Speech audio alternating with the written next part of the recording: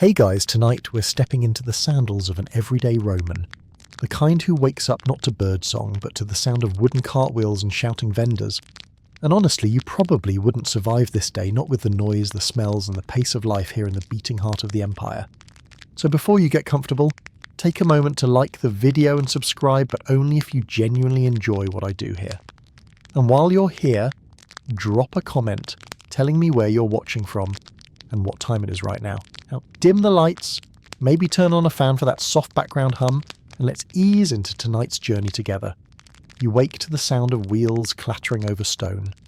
The shutters on your window let in a pale beam of sunlight, dust motes drifting slowly in the warm air.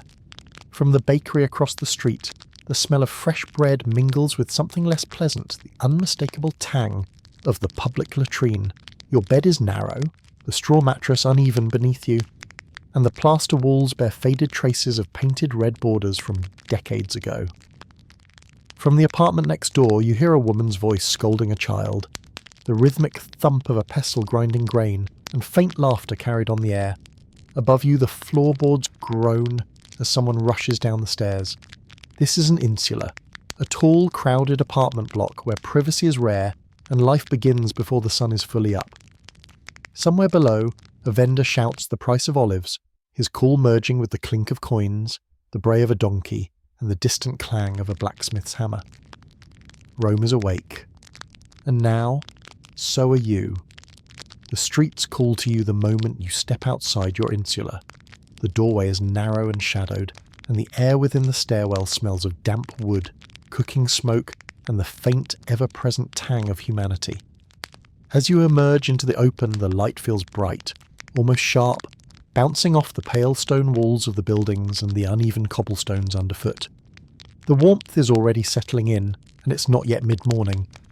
You blink and take in the street before you, a living, breathing artery of the city. Children dart between the legs of adults, clutching bits of bread or pieces of fruit, laughing in that way that manages to be both joyful and loud enough to make every vendor pause mid-shout. Merchants have laid out their goods in small wooden stalls and woven baskets, figs with skins stretched taut and dark, freshly baked loaves scored with diagonal cuts, heaps of olives in shades from green to deep black, their brine scent mingling with the aroma of grilled fish. A woman in a saffron-dyed tunic adjusts the folds of her garment, keeping one eye on her small clay cup of wine and the other on a young boy who's attempting to sample a date without paying. Above the stalls, laundry flaps from lines strung between buildings, each cloth a patch of colour in an otherwise earthen-toned scene. The voices rise and fall in a steady rhythm, greetings, haggling, occasional laughter, a momentary flare of irritation when someone tries to push ahead in a line. From somewhere up the street, a slow, steady thud announces a blacksmith at work, though here, the hammer's rhythm feels more like the city's heartbeat than a disruption. You pass a man balancing a basket on his head, the bottom lined with straw to cradle a pyramid of eggs. He moves quickly, not because of the weight, but because one wrong jostle could ruin his profits for the day. Beside him, a group of labourers in short, rough-spun tunics haul amphorae of wine toward a tavern. The containers are heavy, their curved clay sides dark with moisture from where they've been cooled in the shade. And then there are the animals. A mule ambles past, eyes half-lidded, as if even it finds the pace of the city tiresome. Chickens wander in loose flocks near the side of the road, pecking at anything that looks remotely edible, scattering every time someone sweeps past too quickly. You step carefully, not just for the sake of your sandals, but because the streets are shared by more than people. Rome's beauty is always balanced with its less glamorous realities. A man selling garlands of flowers approaches, draping a string of violets over his arm as he calls out their fragrance. His fingers are stained green from handling the stems all morning, and when you pass close enough you catch the sharp sweetness of the blooms. An elderly woman nearby offers small packets of herbs, each tied with a twist of twine rosemary for memory, mint for the breath, and something she swears will help you sleep. Historians still wonder about the herbal trade in Rome, whether the sellers truly believed in the properties of each plant or simply knew how to market a good story. You follow the flow of people toward the forum where the noise swells. Here, the scale of Rome reveals itself towering columns, wide marble steps, and statues of past, leaders staring down with chiselled calm. The air feels different here, as if the city itself wants you to stand straighter, speak more carefully, and be aware that history is being made around you, even if today is nothing more than buying grain and gossiping about the latest chariot races. Near the steps, a scribe sits cross-legged, reed pen in hand, writing for a man who dictates a letter. His wax tablets lie in neat stacks beside him, their surfaces dark and smooth. The smell of hot wax lingers in the air, blending with the heavier scent of grilled meat from a nearby food stall. Your morning is a current, carrying you through faces, voices, and scents that feel overwhelming at first, then strangely comforting. You find yourself walking slower, letting the tide of the city set your pace.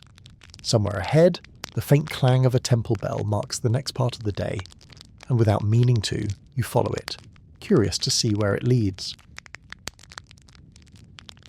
The sound of splashing reaches you long before you see the building. It's not the delicate sound of a fountain, but the deeper, rhythmic slosh of water being stirred and shifted by dozens of bodies.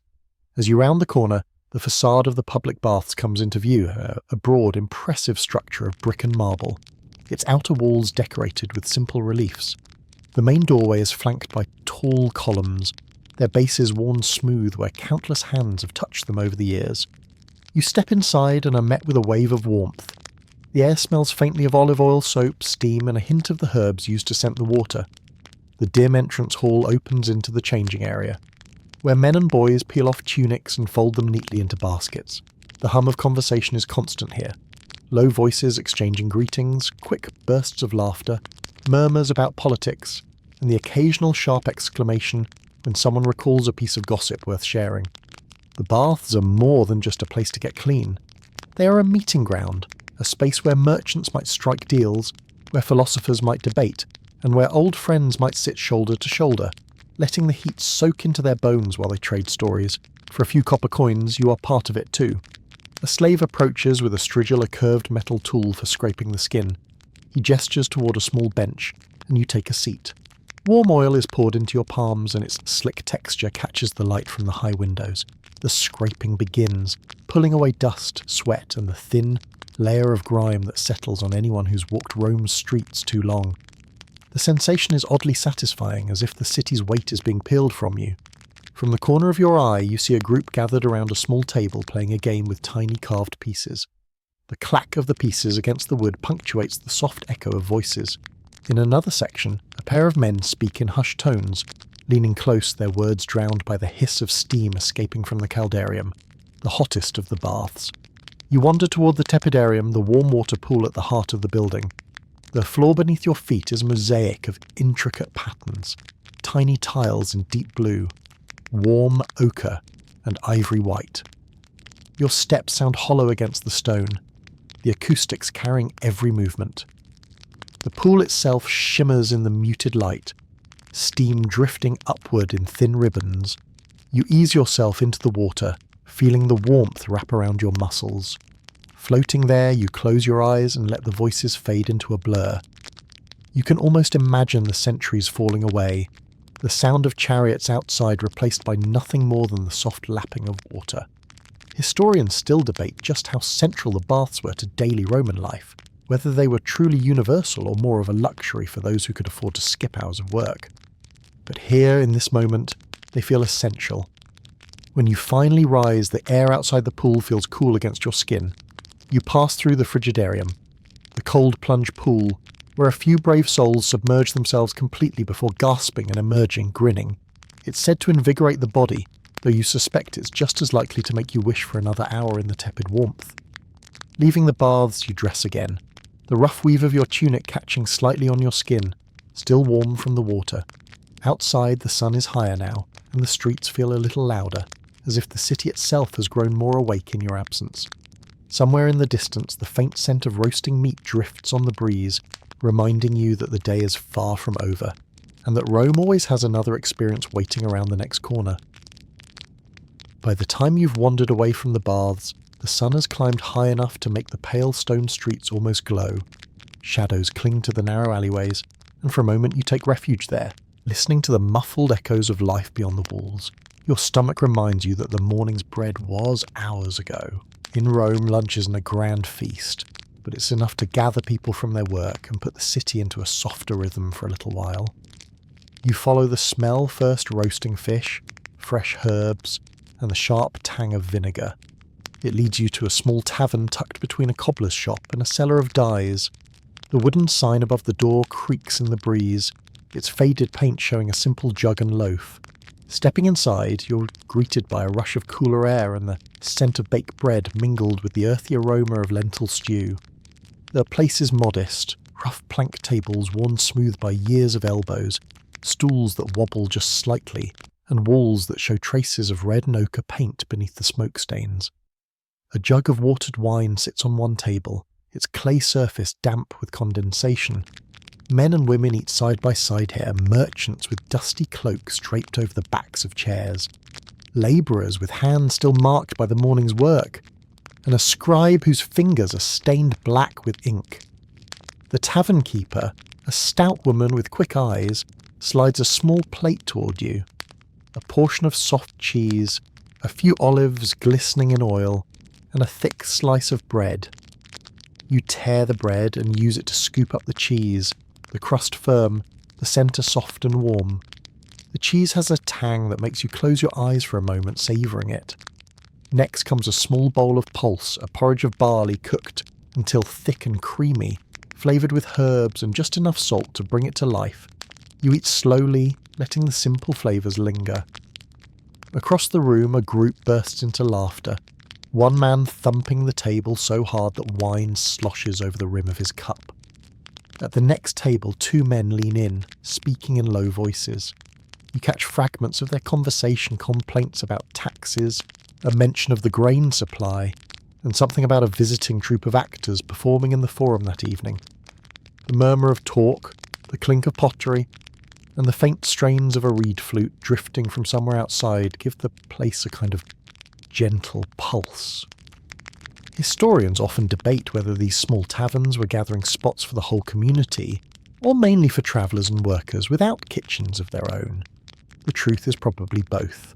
For many, a meal like this is more than food, it's a pause, a chance to watch the city in miniature, each table a little world of its own. When you finish, the tavern keeper returns with a small clay cup of watered wine. It's light, almost tart and cool enough to take the edge off the midday warmth. You sip slowly, glancing toward the doorway where sunlight spills across the floor in a bright rectangle. Outside, the street hums the creak of a cart axle, the call of a vendor selling figs, the flap of fabric as laundry stirs in the breeze above. Stepping back into the sunlight, you feel the meal settle comfortably in your stomach. There's no hurry to rush anywhere. Rome moves at its own pace, and right now, so do you. The afternoon awaits, and with it, the curious mix of grandeur and grit that keeps this city alive in your senses.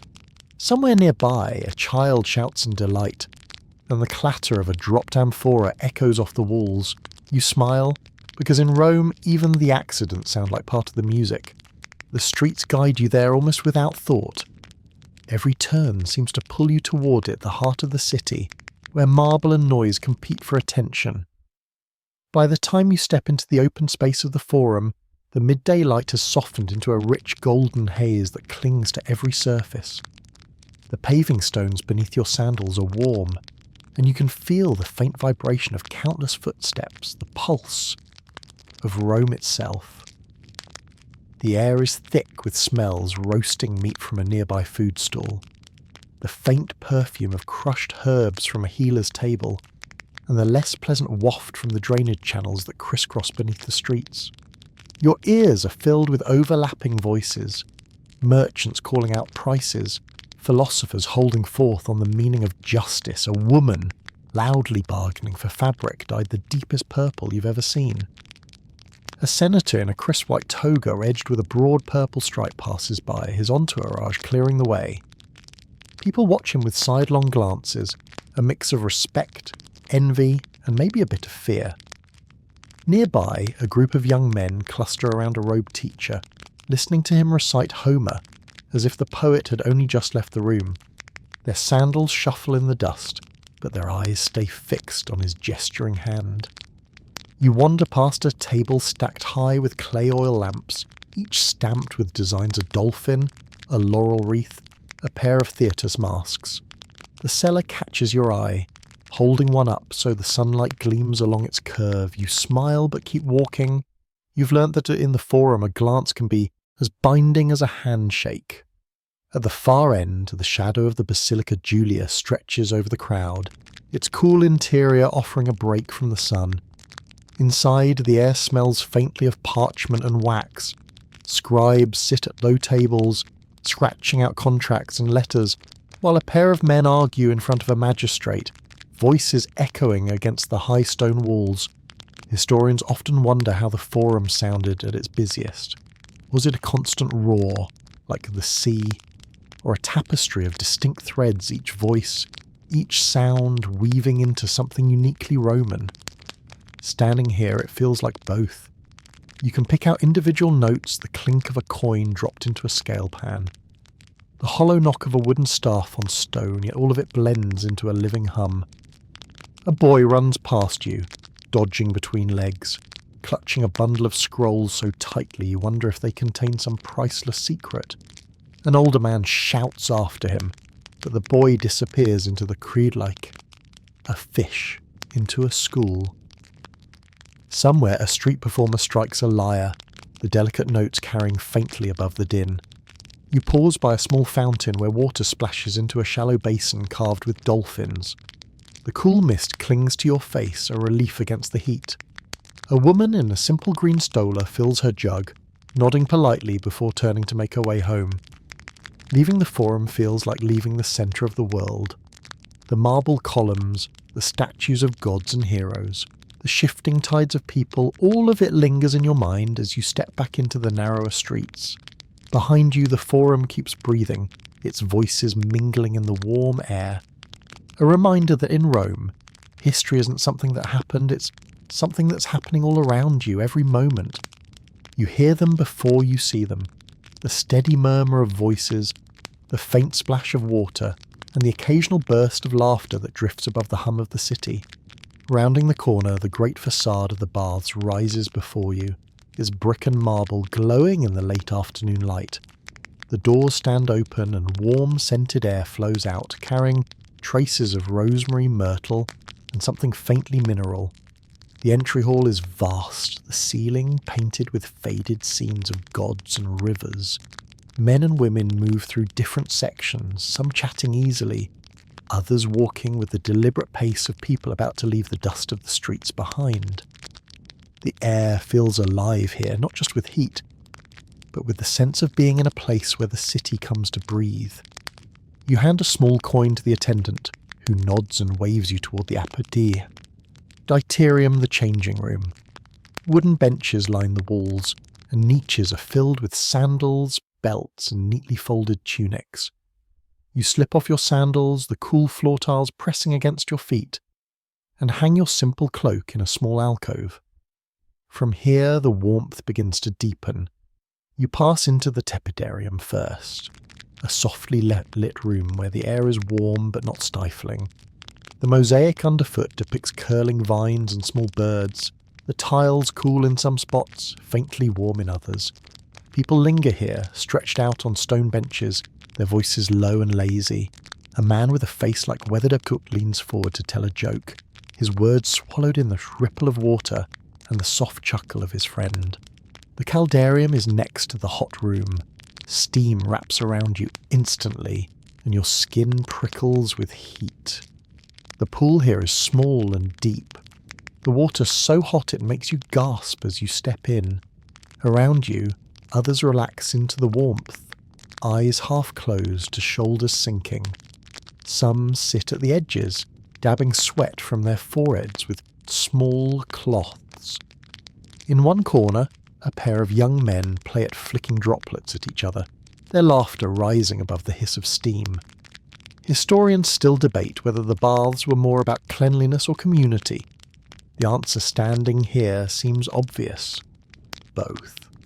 You can feel the grime of the day melting away, but you also feel part of something, a shared rhythm, a place where strangers become familiar simply by inhabiting the same warm air. When you've had your fill of heat, you slip into the frigidarium, the cold room. The water here shocks your skin, making every nerve flare awake. For a moment you almost regret it, but then the clarity sets in, a sharpness that makes the rest of the world feel far away. Leaving the baths, you're given a small cloth to dry yourself, the rough weave rasping gently over your skin. You dress again in the quiet of the changing room, your limbs loose, your thoughts slower. Outside, the city hasn't paused, carts still roll, vendors still call, children still dart between shadows, but you carry the stillness of the baths with you, like a warm ember banked against the coming evening. The sun has started its slow descent, and the air carries the scent of evening, a mingling of cooling stones, distant cooking fires, and the faint salt of the sea drifting in from the west. You find yourself walking toward a modest domus, its outer walls plain, but its open doorway spilling lamplight into the street. Your host greets you warmly, taking your hand with both of theirs and leading you into the atrium. The sound of water trickling from a small central fountain fills the space, its surface catching the glow of nearby oil lamps. The floor mosaic depicts Neptune riding a pair of dolphins, the tiles cool under your sandals. Servants move quietly along the edges, carrying trays laden with small dishes and pitchers of wine. In the triclinium, the dining room low couches are arranged around a central table, their cushions plump and draped with deep red cloth. You're invited to recline on your left side, propped on one elbow, as is the custom. At first, it feels strange, almost lazy, but you soon understand the appeal. Conversation flows differently when everyone is stretched out, at ease. The meal begins with gustatio, the appetizers. Bowls of olives, still glossy with oil, sit beside wedges of fresh cheese and small plates of garum-seasoned greens. A slave offers you a cup of watered wine, the rim cool against your fingers. The flavours are strong but balanced, salty, tangy and fresh, all at once. Next comes the cena proper. Platters appear bearing roasted fowl with crisp golden skin, lentils simmered with herbs, and a dish of honey-glazed carrots that glisten in the lamplight. The scent is intoxicating, the kind that makes you close your eyes for a moment before taking the first bite.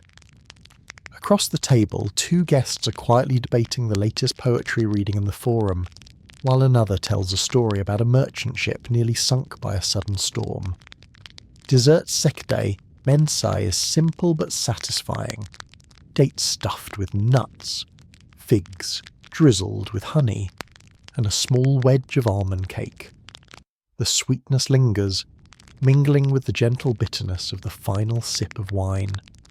Historians sometimes argue about how much of this scene would have been common for the average Roman. And the truth is, not everyone lived like this. Many dinners were simpler affairs with bread, porridge, and whatever vegetables the season allowed. But tonight, reclining in the soft light, it's easy to imagine that this is the way the empire tastes: warm, generous, and threaded with conversation that stretches long into the evening. When you finally rise, your legs feel pleasantly heavy, your mind lulled by food and company. Outside, the street is darker now, the stars just beginning to pierce the sky. You walk away with the lingering warmth of the evening in your chest, the echo of voices in your ears, and the faint taste of honey still on your tongue. The night isn't ready to sleep yet. Rome almost never is. The streets lean toward the last warmth of the day. Voices gathering like moths around lamplight. You drift with them, feet remembering the way as if the stones themselves are gentle guides. Somewhere ahead, a cheer swells and fades, as soft as a tide against the marble. First, the theatre. An open-air stage glows with oil lamps, their flames trembling in the light breeze. Wooden benches creak as people settle, latecomers squeezing into gaps that don't exist until they do.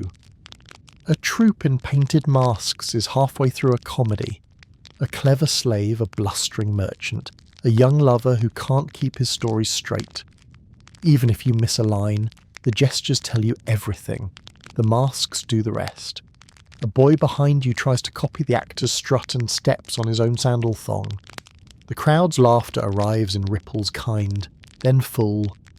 A vendor passes with a tray of nuts and dried figs. He moves like a small boat in a crowded harbour, tilting and swaying, never spilling. You trade a few coins and crack a nut open while the flute pipes from the orchestra space, thin and bright against the night. Historians still wonder if performances were more rowdy than refined. Were jokes shouted from the seats? Did the actors bargain with the noise? Watching a mask tilt toward a heckler with exaggerated patience, you suspect the answer is yes. When the scene ends, applause flutters like wings. You slip away before the next act, drawn by a deeper hum beyond the streets, the memory of thunder on sand.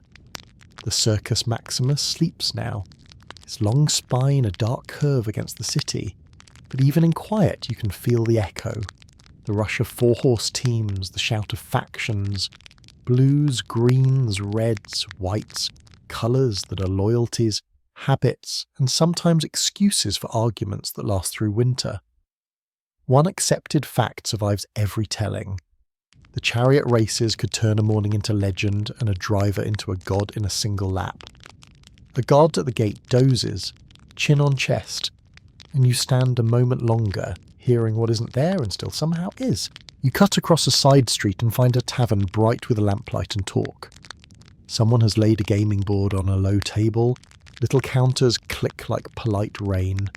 The rules are simple until they aren't, and an old man taps a rhythm on the wood that keeps time for his luck. He wins with the face of someone who's done it before and will again. In a corner, two friends angle their cups to catch a last swallow of watered wine and debate whether the new poet is brilliant or only prolific. Both nod as if they've won. Beyond the chatter, a lyre sighs through a minor tune. The player's thumb keeps a steady pulse, soft as a heartbeat. You linger near the doorway to let the music pass over you. Even Rome quiets for a moment when strings decide to sound like water. A young girl slips by balancing a basket wrapped in cloth. Warm bread scent curls from beneath. She laughs when a puppy tries to follow, and bribing it with a crumb works better than philosophy. You think about how many evenings have looked exactly like this. How many tiny kindnesses keep a city from rattling itself apart?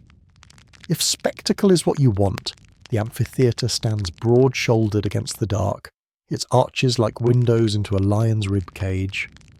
You don't go inside tonight is for gentler things, but even from the outside you feel its pull, the strange gravity of a place where crowds move as one creature. Historians still wonder how often the day's entertainments were truly lethal or more ritual than slaughter. With wooden weapons, staged falls, and careful limits, the crowd pretended not to notice. Rome tells two stories at once and dares you to choose. You wander toward the Suburra, a neighbourhood that buzzes longer into the night. Lamps hang from doorways like small moons. A barber finishes a final shave by lamplight, steady hands and steady blade, while his client keeps perfectly still, not for fear, but because stillness feels like a luxury. A water seller calls out softly, and somewhere above, a balcony door opens to spill a triangle of lamplight and the sound of someone humming a tune from an hour ago. You stop at a street shrine tucked into a wall, a tiny altar with a soot-dark niche. Two little terracotta figures share the space, layers of the household, guardians who accept offerings too humble to count. Someone has left a curl of incense, a coin and a sprig of rosemary. You add a fig seed to the ledge, more wish than offering, and the smoke carries your thought upward. The scent is bright and green, enough to make you close your eyes. A cart rattles past, axle complaining, and a pair of night watchmen pace slowly, staves knocking the ground in an even measure. We are here, we are here. They nod when you step aside. Rome is easier when everyone pretends there's room. On the way back, you pause where the slope breaks and the city briefly becomes a sea of roofs and lamplight. The Palatine's dark outline, the steady spine of the aqueduct, the scattered oil flames that map the streets like constellations pulled down within reach. A cooling breeze moves through your tunic as if washing the day from the fabric. You realise you've learned the city's late voice. Less argument, more murmur, less clatter, more glow. Rome will always carry its louder hours, the chariots, the crowds, the shouted verses and bargains, but the city keeps these softer minutes too, tucked into the rim of night like a coin under a household god. You turn for home with a small pocket of quiet stored behind your ribs, a private amphitheatre where applause is only breath. At your insula, the stairwell smells of warm wood and the last echoes of supper. A neighbour's door clicks shut. Another opens for a heartbeat of laughter, and then is gone. You climb slowly, counting steps not to measure distance but to encourage sleep. At your room, the shutter admits a sliver of starlight, thin as a promise. You set your sandals side by side, a small order in a sprawling city, and feel the floor cool against your feet, the day cooling with it. Rome exhales. So do you. Sleep in Rome is a suggestion, not a rule, before the sun's edge even brushes the rooftops. The city's traders are already on the move. You wake to the muted scrape of carts on cobblestone, the shuffle of sandals carrying crates heavier than their owners. It is a slow, uncoiling stretch of a morning. Still more shadow than light, but the air is already flavoured with bread, herbs, and the metallic tang of coins changing hands. You pull on a tunic softened by many washings and step into the street. Mist curls low along the ground, catching on the table legs as stall after stall rises into being. The market here is not a single square, but a network of spaces strung together by alleyways and habit. Merchants set out their goods in well-practiced sequence. Olives glistening in clay bowls. Figs split open to show ruby hearts. Wheels of cheese pale as new moonlight. Their voices are still soft, a morning murmur. But prices are already being negotiated with the kind of skill that could shape empires. One man offers you a pomegranate, holding it up like a jewel. You trade a few coins and find a place on a low wall to taste it. The seeds burst between your teeth, sweet and tart in equal measure. Beside you, a woman sells herbs tied in little bundles, rosemary, bay, thyme, their scents braiding together as they hang in the cool air. She tells you with a conspiratorial lean that soldiers buy her sprigs not just for cooking but for courage. Historians still wonder how much of Roman life was lived under these invisible rules. A touch of this before battle, a pinch of that before a trial. The cloth sellers arrive next, arms piled with folds of dyed wool and linen. They snap the fabric open for you to see the weave, the colours catching light like water. Deep indigo for those who can afford its rare expense. Soft russet for more modest purses. A young man runs his fingers over a bolt of green and looks at you as if seeking approval. You nod, and he smiles. Sometimes it takes only that to seal a decision. Beyond the main cluster, the fishmongers hold their corner. Even from here you can hear the splash of water as they rinse their catch, the quick glint of silver scales before they vanish into baskets. The air sharpens near their stalls, a reminder of the coast that sends its treasures inland each dawn. A boy barely older than 12 weighs out a small catch for a baker, who will wrap them in pastry before midday. Rome eats because of these quiet deals, struck between people who might never see each other again, yet trust the exchange. Not all commerce waits for daylight. In a narrow lane you pass a candle-lit shop where a moneylender is already at work. He sits behind a low counter, abacus beads clicking, as he tallies sums with a speed that suggests the coins are impatient. Clients lean in, whispering figures, sliding tokens and promissory tablets across the wood. The smell of warm wax clings to the air. One man leaves looking relieved. Another leaves looking like he's carrying a debt heavier than grain. You wander into a spice merchant stall where the air is a mosaic of scent cinnamon from the east, pepper from far-off coasts, saffron kept in tiny jars like gold dust. Each jar is a story of travel, camel caravans under wide desert skies, ships leaning into monsoon winds. The merchant tells you, with the pride of someone repeating family lore, that his grandfather once sold cinnamon to a senator's wife who believed it could lengthen life. Whether she was right, no one can say. But the merchant still sells it with the same quiet confidence. A bell rings somewhere soft, not urgent, calling bakers to set out their fresh loaves. You follow the sound to a shop where bread still steams in baskets, the crust scored with careful patterns. The baker hands you one without a word, and you break it open to let the heat escape in little clouds. The taste is simple and perfect, the kind of food that makes you forget to speak. By now, the market has found its voice. The murmur of early hours grows into a full hum, the sound of hundreds of small agreements made and remade in the span of a breath. Coins pass hand to hand like water, each one carrying the touch of strangers. It is not just goods being traded, but news, jokes, favours, and the occasional insult softened by a grin. You pause at a stall selling clay lamps, their shapes varied round, oval, some stamped with patterns of leaves or fish. The lampmaker dips a finger in oil to show you the smoothness of the finish. You imagine the glow they will cast tonight, each flame a tiny sun against the dark. Perhaps this is how Rome truly stays alive, not with marble and monuments, but with 1,000 flames fed by the patience of hands. The day is still young, but you already feel the pulse of the city in your fingertips, as if every handshake and purchase leaves behind a faint echo. Rome may be vast, but here, in the market, it is a collection of small rooms without walls, rooms where strangers meet and leave with something they didn't have before.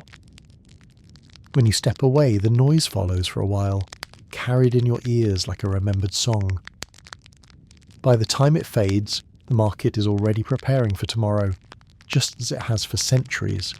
And you, Roman for a day, carry a pocket full of scents and sounds, proof that mornings here are never truly quiet.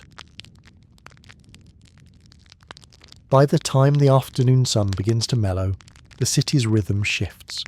The market noise fades, the streets grow less crowded, and your feet lead you toward a sprawling complex of stone and steam, the public baths. From the outside, they look more like a palace than a place to wash tall columns, carved friezes, and a wide entrance where citizens of every rank file in with towels slung over their shoulders. Inside, the air is thick with warmth and the faint mineral smell of water. Voices echo in the high vaulted ceilings, blending with the steady drip of fountains and the muffled slap of bare feet on wet marble. You pay a small fee, just a copper coin, and step into the upper diterium, the changing room. Here, men sit on benches of smooth stone chatting as they remove their tunics, while slaves move quietly, storing garments in niches cut into the walls. A boy offers to guard your things for a few more coins, and you accept, because even in Rome, unattended clothing has a way of vanishing. From here, the journey through the baths is a slow, deliberate progression. First, the tepidarium, the warm room. You step inside and the heat embraces you like a blanket fresh from the sun. The walls gleam with painted frescoes of sea gods and dolphins, their colours deepened by the humidity. Drops of water bead on your skin almost instantly, coaxing away the dust and stiffness of the morning's errands. Around you, men speak in low voices, their tone relaxed but purposeful. Business deals are struck here, far from the marble steps of the forum, because warm water tends to loosen both muscles and guarded opinions. Next is the caldarium, the hot room. Steam rolls from a great basin where bathers sit half submerged, their shoulders glistening. The air is so thick you feel as if you could drink it. Slaves stand ready with strigils, curved metal scrapers to run along your arms and back, removing oil and sweat. The sensation is strange at first, almost too intimate, but soon your body feels lighter, cleaner. A man nearby is recounting news from the provinces. A minor rebellion somewhere near the frontier, a governor replaced, a shipment of grain delayed. You notice how others lean closer to listen, as if the heat itself makes truth more likely to slip out. Historians still debate how much of Rome's political manoeuvring began in these damp, echoing chambers. When the heat becomes too much, you make your way to the frigidarium, the cold room. Here, the water is clear and still, gathered in a deep pool of blue-veined marble. The shock of it seizes your breath, tightening every muscle before a strange calm settles in. The cold sharpens your thoughts, wipes away the fog of the hot rooms, and makes you aware of every heartbeat. Some linger here for only a moment before fleeing back to warmth, but you float in the stillness, feeling the weight of the city fall away. Beyond the pools, there are smaller rooms for massage and grooming. In one, a barber sharpens his razor, preparing to trim a client's beard with slow precision. In another, a physician offers advice about aches and ailments, mixing remedies from jars of herbs and powders.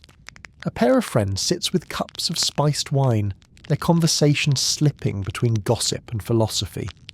The baths are more than a place to clean the body, they are a living cross-section of Rome itself. Senators soak beside stonemasons, merchants talk shop with retired soldiers, and travellers share news from distant lands. Even the marble benches are a kind of marketplace, where favours are exchanged in whispers just loud enough for the right ears to hear. As the afternoon light tilts toward evening, you dress again in your now softened tunic, your skin warm and your limbs loose. The world outside feels sharper, cooler, as if you've stepped from a dream into waking life. You pass under the columns once more, out into the street, where the city's evening pulse has already begun to beat. Somewhere behind you the baths will continue to hum for hours yet, steam curling into the night sky. And tomorrow and the day after, the ritual will repeat, each drop of water carrying the faint echo of deals made, secrets traded, and lives quietly changed in the warm shadows of Rome. By the time the last of the sunlight slips behind the tiled rooftops, Rome begins its slow transformation. The daytime bustle of merchants and messengers gives way to a different kind of hum, quieter in some corners, louder in others. Torches and oil lamps flicker to life one by one, their light pooling in the doorways of taverns and casting long, trembling shadows across the cobblestones.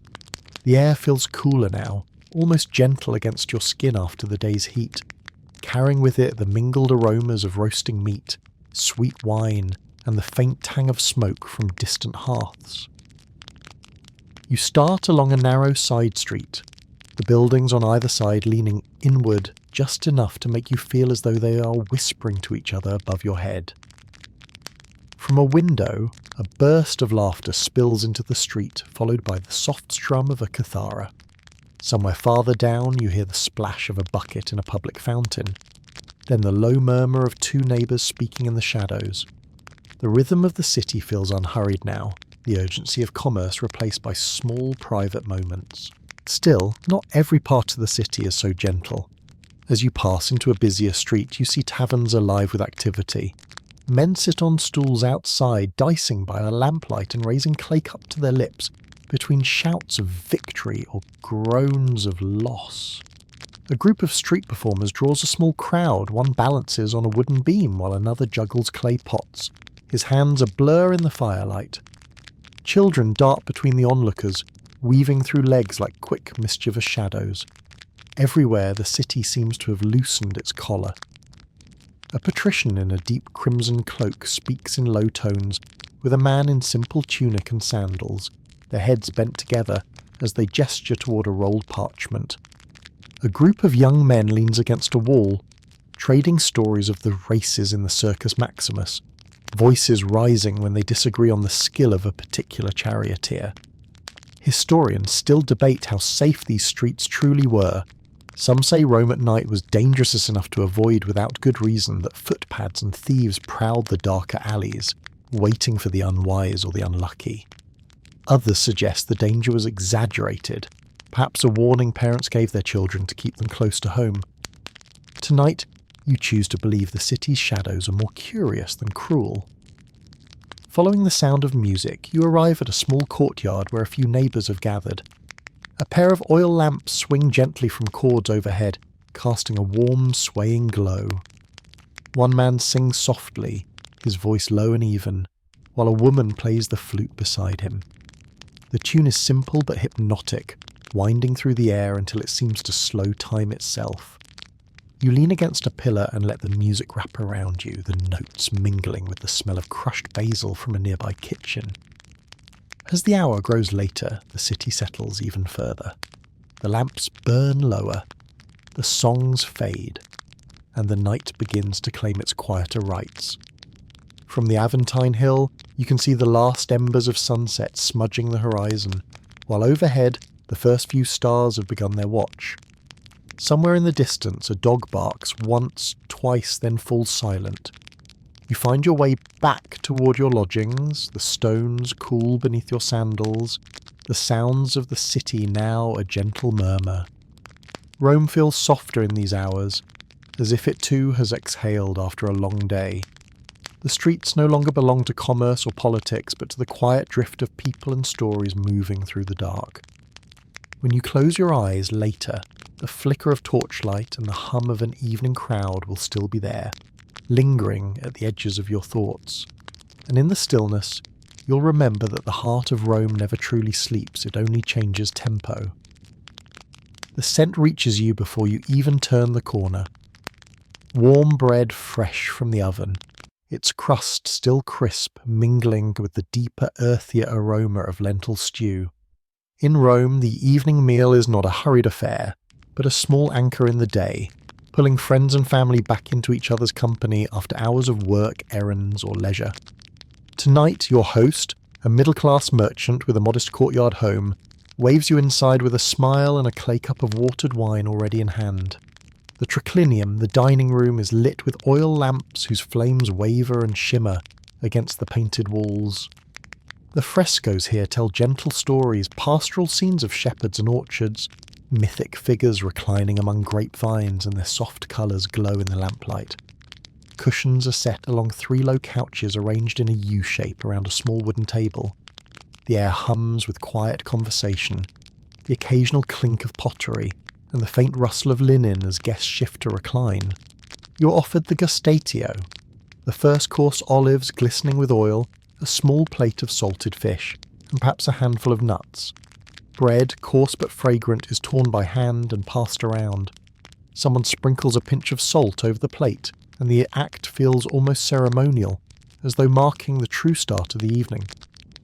A jug of wine, diluted with cool water as is Roman custom, makes its rounds, the host topping up each cup before his own. Then comes the prima mensa, the main course.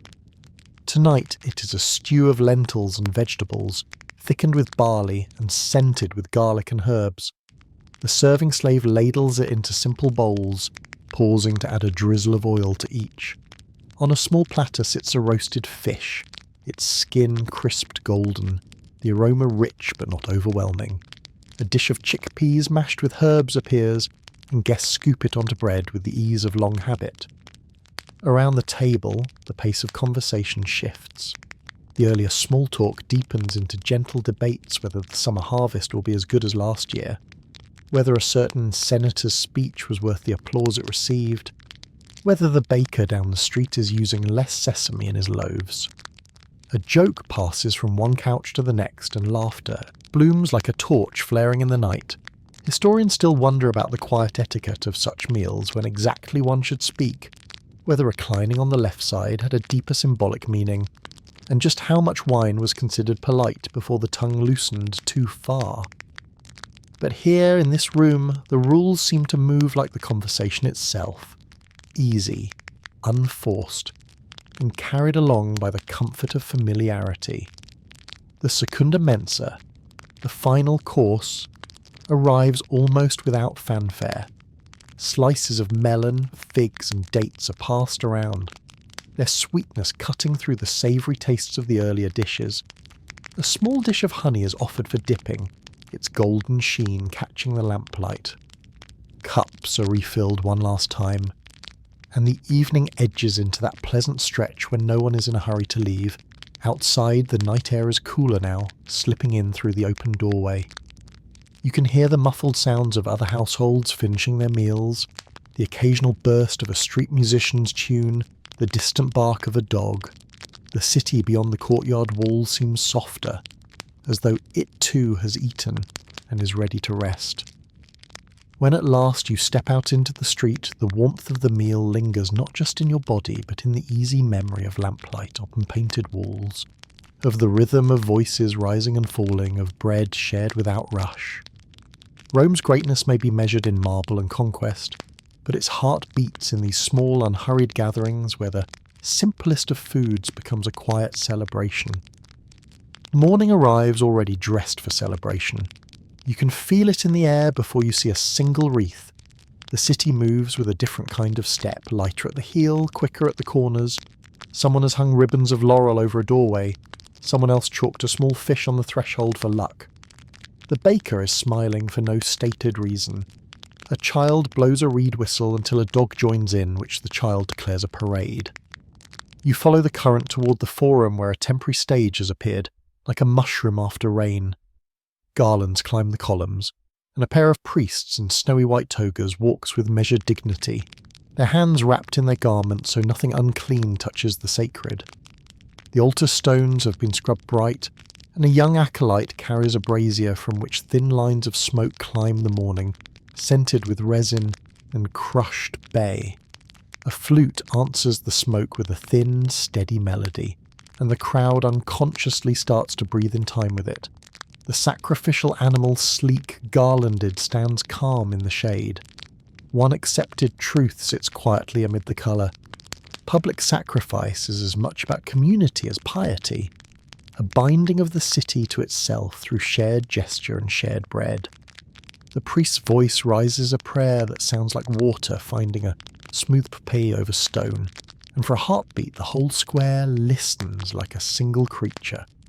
When the moment passes, baskets circulate with honey cakes stamped with little doves and ears of grain. You take one and taste sun and flour and a hint of anise.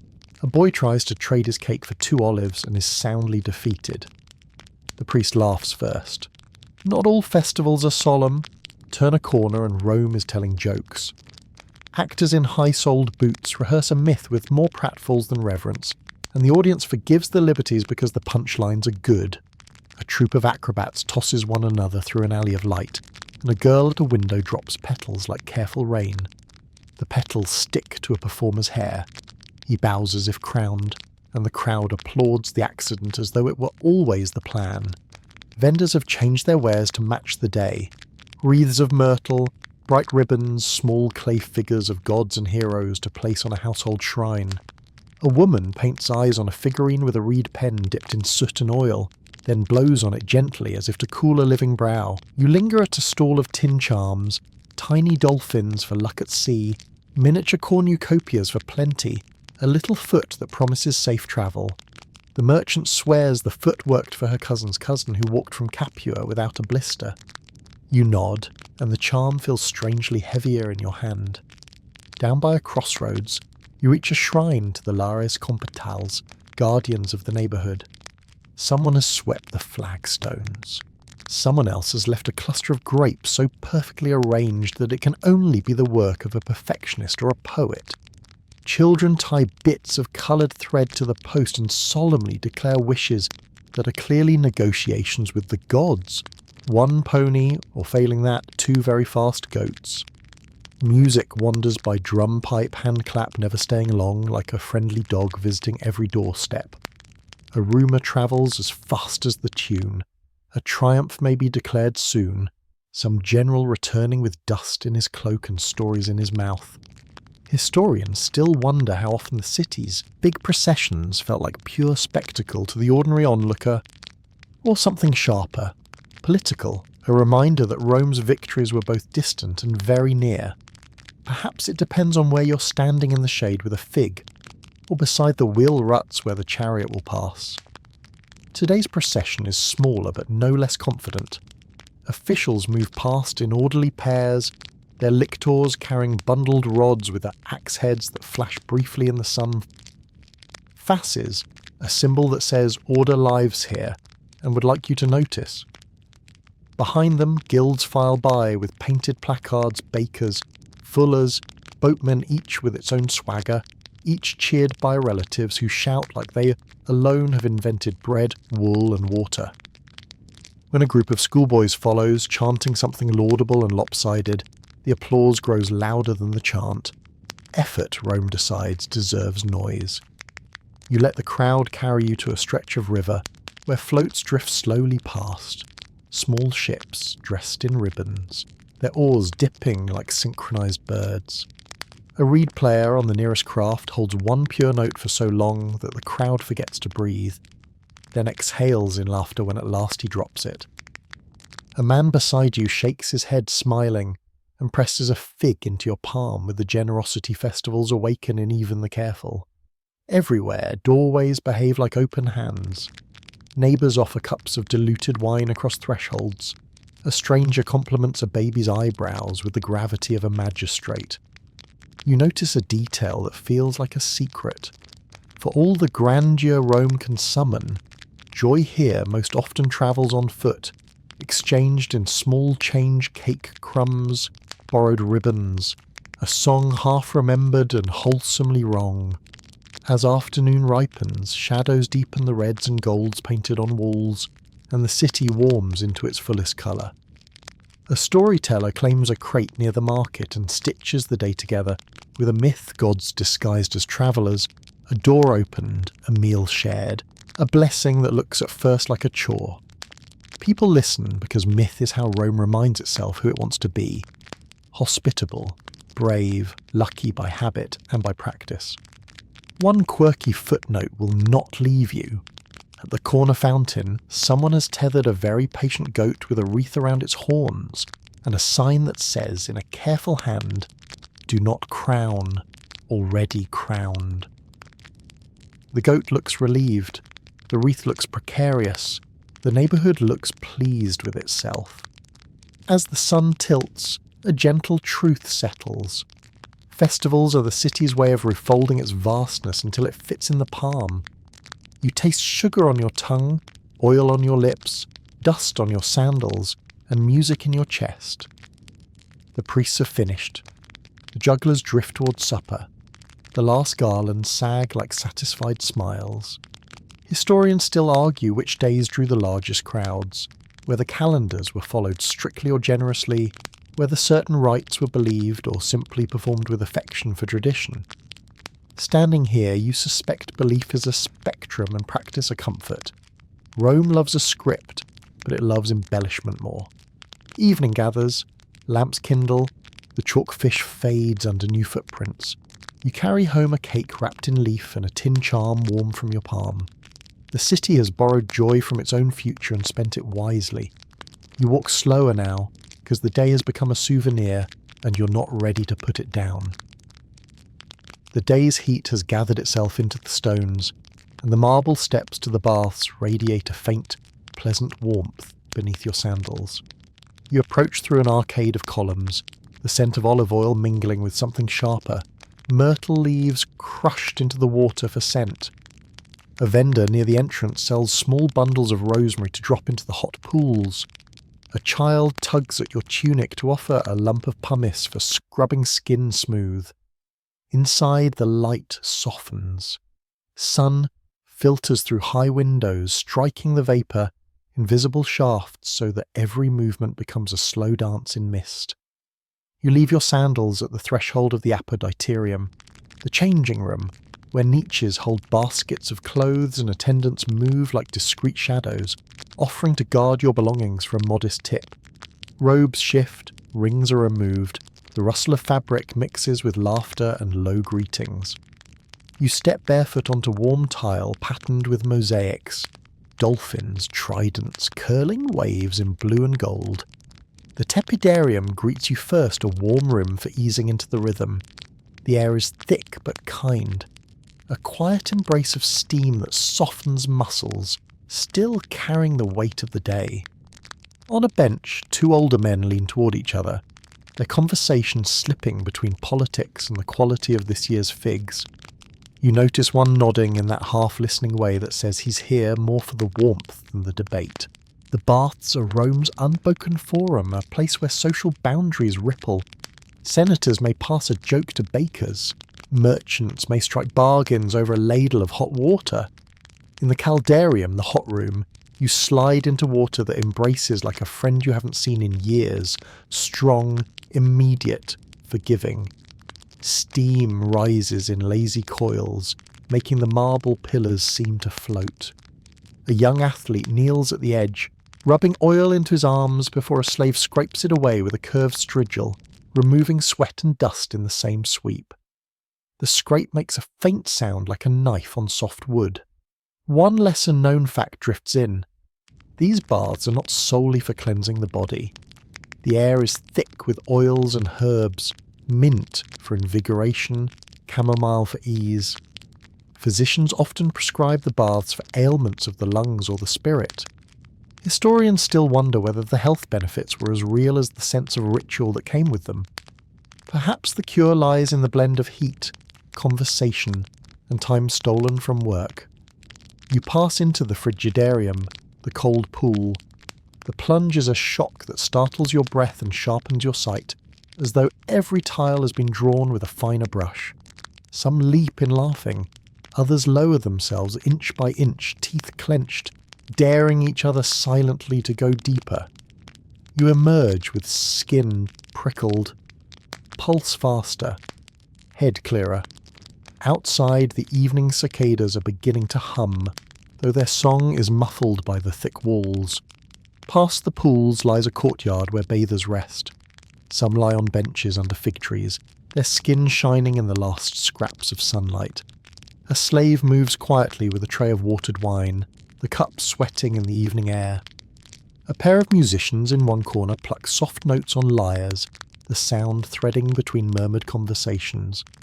You take a seat near a small fountain, where water spills from the carved mouth of a lion into a basin greened with time.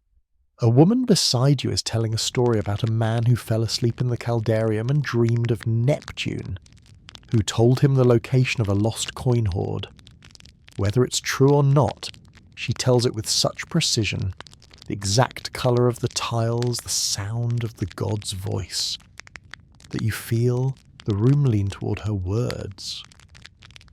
Rome is like this, stories as common as steam, each treated as a coin worth passing along.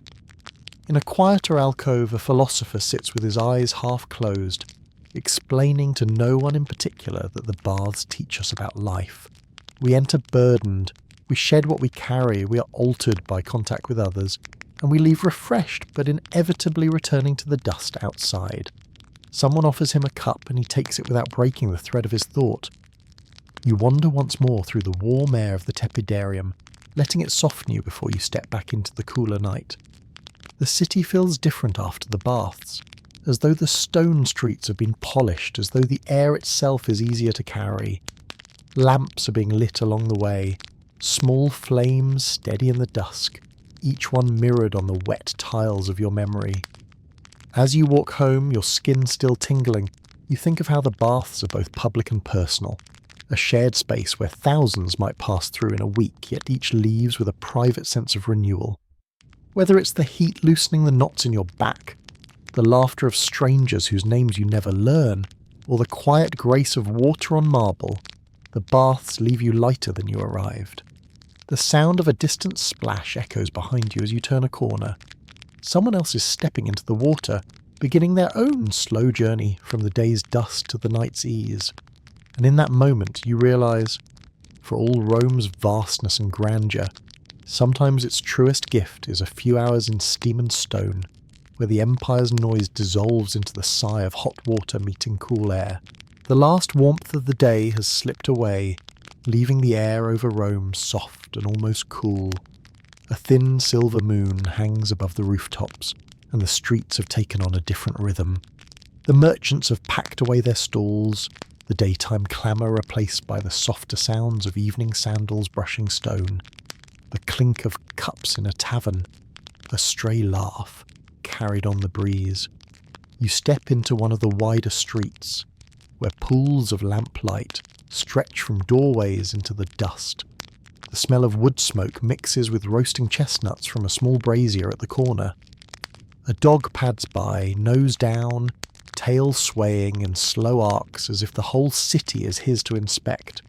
A group of musicians is playing somewhere out of sight, their rhythm steady but unhurried. like a heartbeat you didn't notice until now. Everywhere the details feel different under the cover of night. The marble of the public fountains glows pale under the moon, and the trickle of water sounds sharper against the stillness. In the upper floors of the insulae, lamps glow behind shutters, turning windows into small golden squares suspended in the dark. You catch glimpses of life, a woman braiding her hair before bed, a man leaning over a table of dice, two children chasing each other's shadows on the wall. You find yourself wandering toward the forum. At night it is quieter, but not silent. Torches cast long swaying shadows across the columns, making them seem almost alive. The statues stand watch, their faces unreadable in the shifting light. A small group has gathered at the steps of a temple, speaking in low voices about tomorrow's market prices. Even here in the heart of Rome, commerce hums beneath everything like a second pulse. Historians still debate how safe the city was after dark. Some describe Rome at night as a dangerous maze of alleys and lawless corners. Others paint it as lively and convivial, especially in the warmer months. Perhaps the truth lies somewhere between. The city always awake, always shifting between hospitality and hazard, depending on where your feet carry you. Tonight, your steps seem to find only the softer edges. The laughter spilling from an open tavern door, the sight of a boy chasing a runaway chicken, the faint music drifting over the rooftops. At one corner, you pause to look up. The stars are faint here, their light dimmed by the smoke and flame of the city, but you can still trace familiar patterns: the hunter, the bear, the crooked path of the Milky Way. A man beside you mutters that the gods watch most closely at night, when the city's bustle has slowed enough for them to hear the prayers tucked into the quiet. He slips away without another word, leaving you with the thought lingering like incense. You wander past the Subura district, where life after sunset is brighter, louder. Torches flare outside taverns, voices rise in song or argument, and shadows flicker against painted walls.